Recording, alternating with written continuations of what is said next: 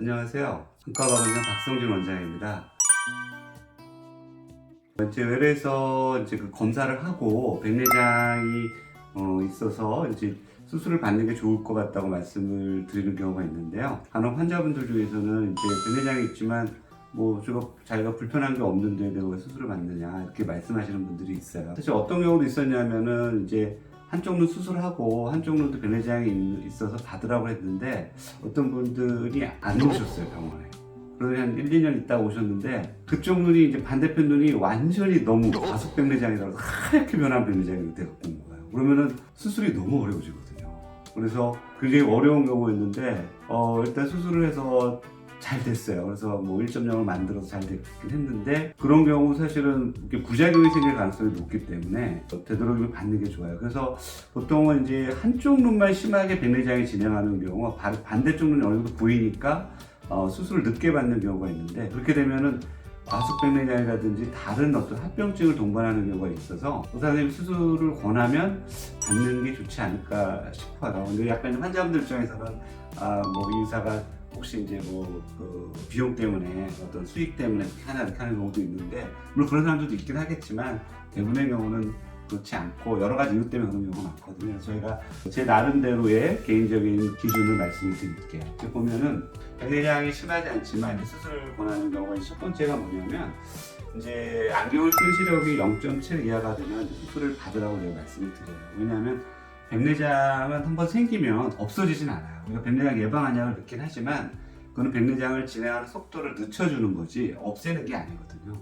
그렇기 때문에 백내장이 한번 생기게 되면 0.7 이하가 되면 이제 약간 기능이 떨어지고 아무리 안경을 써도 안 되기 때문에 그때는 받는 게 좋고요. 두 번째로는 이제 뭐 호흡성 백내장이 있는 경우, 굉장히 단단한 핵성 백내장이 있는 경우, 전방이 너무 아파서 폐쇄각 녹내장이 의심되는 경우, 양쪽에 시력차에 큰 부동시가 있는 경우, 그 다음에 본인이 그냥 원하는 경우, 어떤 고도고시가 있거나 뭐 난시가 심하거나 뭐 이런 경우인데요. 뭐 하나 말씀드릴게요. 지금 보면은 이게 백내장인데요. 여기 보시면은 저 전체적으로 노랗게 보이는데 여기 이렇게 뒤쪽에 뭉쳐 있죠. 이게 뭐냐면 수정체로 따지면 수정체 가장 뒤쪽에 이제 백내장이 아주 단단하게 붙어 있는 경우. 이런 경우는 저 백내장, 후극성 백내장이라고 저걸 제거하는 과정에서 혼황이 탁 터져버리는 경우가 굉장히 많아요. 그렇게 되면은 좀 수술이 조금 복잡해져요. 어려워지고.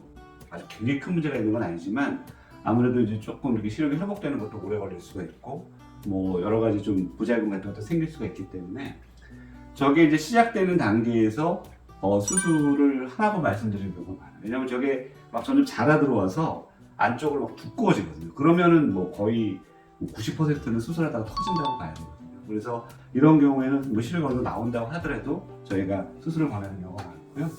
두 번째로는 여기 이렇게 핵성 백내장이라고 해서 백내장이 이렇게 가운데에만 있는 경우가 있어요. 이런 경우는 실이 그렇게 나쁘진 않아요. 약간 노르스름하게 바뀌긴 하는데 백내장이 약간 뚱뚱해지기만 하거든요. 근데 이런 경우 이게 굉장히 단단해요. 그래서 이게 단단하면 어떤 문제가 생기냐면 저거 단단한 백내장을 없애기 위해서 그 초음파 에너지를 높여야 돼요.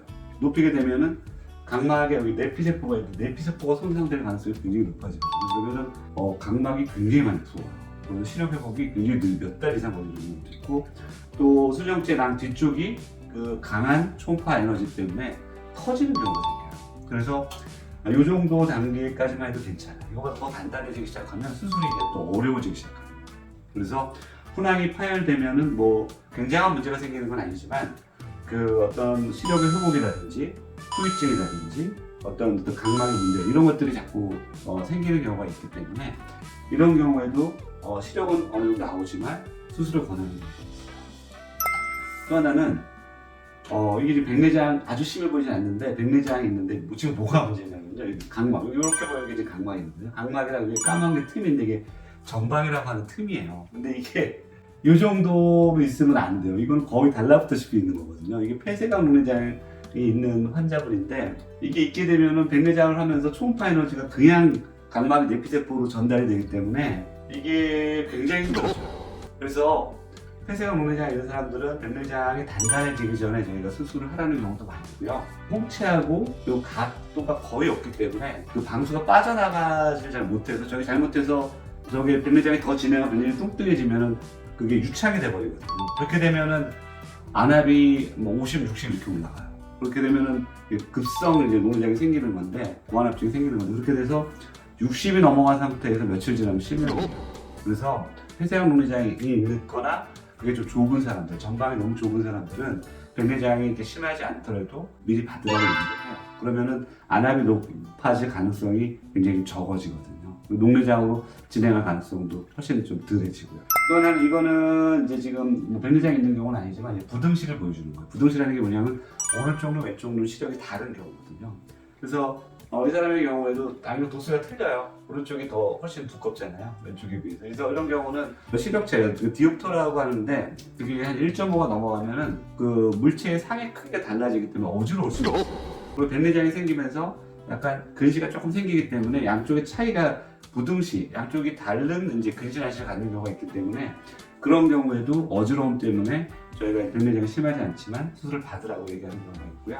또 하나는 이제 환자분들이 원하는 경우. 왜냐하면 이제 백내장이 있는데 원래 고도근시가 있었거나 고도난시가 있었거나 아니면 원시가 심하거나 기타 뭐 여러 가지 뭐 문제들이 있어서 이거 사실 이렇게 초고도 근시가 있는 안경이거든요. 이건 뭐 사람들이 굉장히 불편한데 이런 경우에는 근시를 좀 남겨놓는 경우가 있어요. 초고도 근시 뭐 18겹, 20겹 이런 사람들 마이너스 20겹도 되는 경우도 있거든요. 이런 경우에도 그 수술을 좀 권하는 경우가 있어요. 그래서 아무튼 백내장이 아주 심하진 않지만 수술을 권하는 경우, 그런 경우에는 수술을 하는 게 나을 수가 있어요. 안 그러면은 과속 백내장으로 진행되거나 하는 경우에는 너무 힘들어지거든요. 얼마 전에도 뭐 젊으신 분이 한쪽만 이렇게 과속 백내장이 와가지고 제가 말씀드린 이거는 합병증이 생겨서 50% 이상이에요. 제가 할 수는 있는데 부작용이 생기면 대학병원에 의뢰를 드릴 수도 있다 했는데 저희 병원에 했는데 정말 되게 어려운 수술이었는데 잘 됐어요. 그래서 아무튼 너무 그렇게 키워서 병을 키워서 오면 안 될 것 같아요. 그래서 만약에 의사 선생님이 수술을 받을 때가 됐습니다 라고 하시면 수술을 받는 게 좋지 않을까 싶습니다. 질문에 답이 되셨는지.